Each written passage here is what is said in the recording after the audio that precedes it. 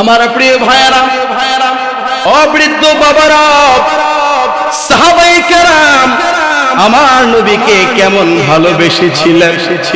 সাহাবায়ে কেরাম আমার নবীকে কি পরিমাণ ভালোবেসেছে ব্যাখ্যা দিতে গেলে এই অল্প সময় বর্ণনা শেষ করা যাবে না, কথা শেষ করা যাবে না।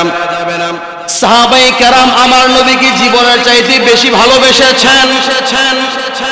নবী আমার যখন যেই কথা বলেছেন, যে আদেশ করেছেন, সাহাবায়ে কেরাম তখন সেই আদেশ মেনেছেন। কথা বলুন ঠিক কিনা?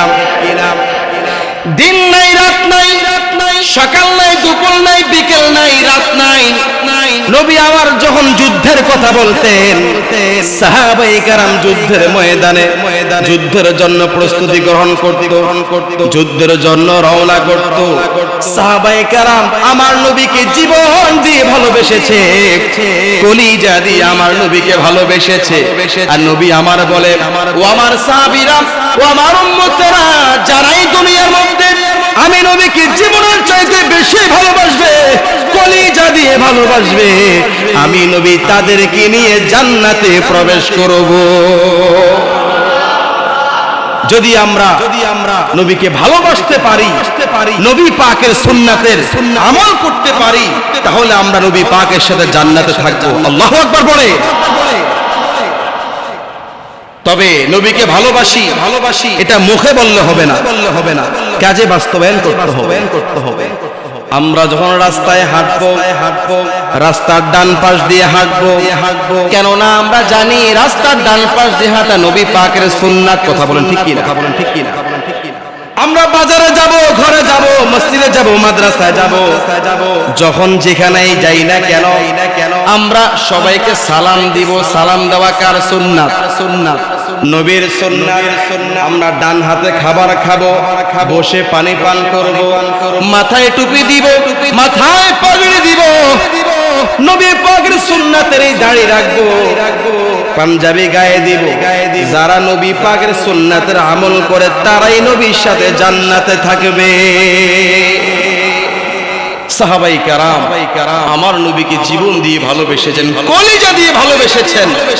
নবী পাক যখন যেটা বলেছেন না করে নাই, হ্যাঁ বলেছে।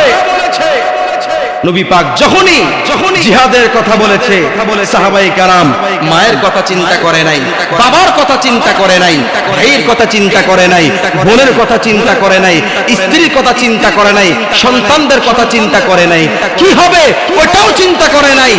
নবী বলেছে জিহাদের ময়দানে চলো, সাহাবায়ে কেরাম মা বাবা ভাই বোন কারো কথা চিন্তা না করে জিহাদের ময়দানে চলে গিয়েছে।